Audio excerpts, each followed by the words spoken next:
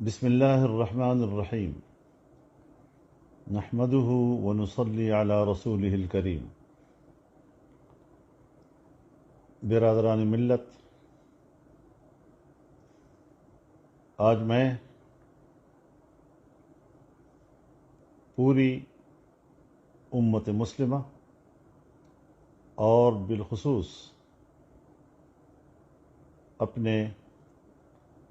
برادر ملک فلسطین کے عوام سے مخاطب ہو رہا۔ فلسطینیوں کے خلاف اسرائیلی جارحیت اور وہاں پر ان کی ریاستی دہشت گردی ایک طویل تاریخ ہے، جس کا فلسطینی عوام نسل در نسل بڑی بے جگری کے ساتھ ان کی ریاستی دہشت گردی اور سرزمین فلسطین پر ان کے قبضے کے خلاف اپنی آزادی کے لیے قربانیاں دے رہے ہیں، چھوٹے چھوٹے بچوں کی قربانیاں دے رہے ہیں، جوانوں کی قربانیاں دے رہے ہیں، ماں اور بہنوں کی قربانیاں دے رہے ہیں۔ میں فلسطینیوں کی اس جدوجہد کو خراج تحسین بھی پیش کرتا ہوں اور ان کے ساتھ ایک بار پھر اپنی طرف سے، جمعیت علماء اسلام کی طرف سے اور پورے پاکستانی قوم کی طرف سے مکمل یکجہتی کا یقین دلاتا ہوں۔ اس سال اس مہینے میں جو وہاں 27 رمضان کی رات تھی اور مسجد اقصیٰ میں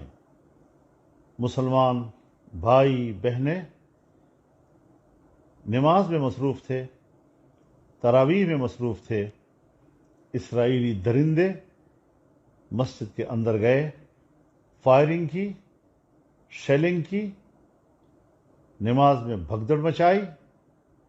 مسلمانوں کی عبادت کو سبوتاژ کرنے کی کوشش کی۔ یہ اتنا بدنما اقدام ہے کہ اگر خود صہیونیوں کو اور پھر یہودیوں کو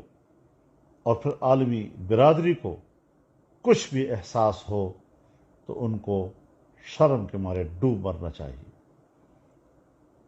اپنی اس ذلت آمیز حرکت پر ان کو دنیا کے سامنے معافی مانگنی چاہیے۔ اس کے باوجود میں سلام پیش کرتا ہوں فلسطینی مسلمانوں کو، اپنے بھائیوں اور بہنوں کو، کہ اس کے باوجود انہوں نے مسجد اقصیٰ سے تعلق نہیں توڑا، مسلسل وہاں جا رہے ہیں، نمازیں ادا کر رہے ہیں، لیکن کئی روز سے مسلسل یہ درندے وہاں مسجد میں داخل ہو کر جس طرح گولیاں چلا رہے ہیں اور جس سے تقریباً 20 سے 30 مسلمان شہید ہو چکے ہیں، سینکڑوں زخمی ہیں، اور اس طریقے سے وہاں پر جو ایک دہشت گردی کی فضا بنائی جا رہی ہے،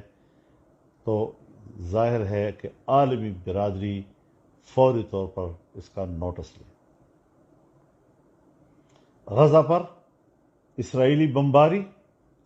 اور اس کے لیے یہ جواز تلاش کرنا کہ ہمارے خلاف وہاں سے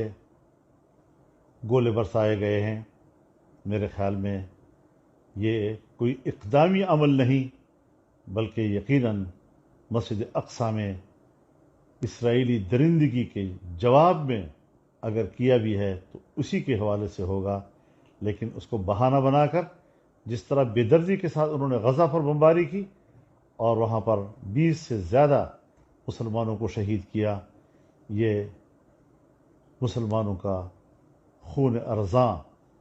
کب تک بہتا رہے گا اور کیوں کر اس پر امت مسلمہ خاموش ہے یا خاموش رہے گی؟ میں اس موقع پر پوری امت مسلمہ کو جھنجھوڑنا چاہتا ہوں کہ اس وقت ان کی خاموشی در حقیقت اسرائیل کی درندگی کی تائید اور حمایت ہے، اس سے کم ان کی خاموشی کی کوئی حیثیت نہیں ہے۔ OIC اب تک کیوں خاموش ہے؟ اسلامی دنیا کے لیے آخر اس کا کیا کردار ہے؟ اقوام متحدہ نے ایک روایتی مذمتی بیان جاری کیا ہے، لیکن اس حوالے سے اقوام متحدہ کی سطح پر بھی کوئی مؤثر اقدام موجود نہیں ہے۔ آخر کہاں گئی انسانی حقوق کی تنظیمیں؟ اگر اسلامی دنیا میں کوئی ایک چھوٹا موٹا واقعہ ہو جائے تو یہ پوری دنیا کی انسانی حقوق کے آسمان سر پہ اٹھا دیتی ہے، لیکن جہاں اسرائیل کی ریاستی دہشت گردی اور ان کی درندگی کا نشانہ بن رہے ہیں فلسطینی نہتے مسلمان، وہاں ان کی زبانیں گنگ ہو جاتی ہیں۔ کس کی نمائندگی کر رہے ہیں؟ کیا واقعی ہم ان کو انسانی حقوق کا پاسبان سمجھیں؟ کیا واقعی ہم ان کو انسانی حقوق کا وکیل سمجھیں؟ یہ انسانی حقوق کو بیچنے والے ادارے ہیں، یہ بڑی قوتوں کے مفادات کے محافظ اور دنیا میں ناجائز قبضوں کی سپورٹ کرنے کے ادارے ہیں۔ اس حوالے سے جمعیت علماء اسلام کا موقف ہمیشہ سے بڑا واضح رہا ہے، اور دنیا جانتی ہے کہ کراچی میں 1-2 ماہ قبل جمعیت علماء اسلام نے جو ملین مارچ کیا تھا وہ تاریخ کے اوراق پر ثبت ہو چکا ہے، اور اس کے آثار کبھی مٹیں گے نہیں، اور انشاءاللہ یہ سلسلہ جاری رہے گا۔ عید الفطر کے بعد ہم پورے ملک میں اسرائیل کے خلاف مظاہروں کا آغاز کریں گے، اور میں اپیل کرتا ہوں پوری امت مسلمہ سے، اپیل کرتا ہوں پورے پاکستانی قوم سے، علماء سے، خطباء سے، کہ وہ عید کے اور جمعے کے اجتماعات میں اسرائیلی درندگی کی مذمت کریں اور اپنے فلسطینی بھائیوں کے ساتھ بھرپور یکجہتی کا اظہار کریں اور اس کو اپنا دینی ملی فریضہ سمجھیں۔ انشاءاللہ العزیز فلسطینیوں کو یقین دلاتا ہوں کہ ہم ان کے شانہ بشانہ رہیں گے، ہم ان کے دوش بدوش اس ظلم کے خلاف اپنی آواز بلند کرتے رہیں گے، اور امت مسلمہ سے بھی اپیل کرتا ہوں کہ پورے دنیا میں جہاں بھی مسلمان ہیں، عید کے اجتماعات ہیں یا جمعے کے اجتماعات ہیں، اپنی بھرپور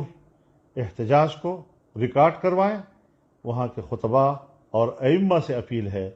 کہ وہ اس پر بھرپور طریقے سے احتجاج کریں، اس کی مذمت کریں، اور فلسطینی بھائیوں کے ساتھ اپنی یکجہتی کا اظہار کر کے اپنا دینی، ملی اور اسلامی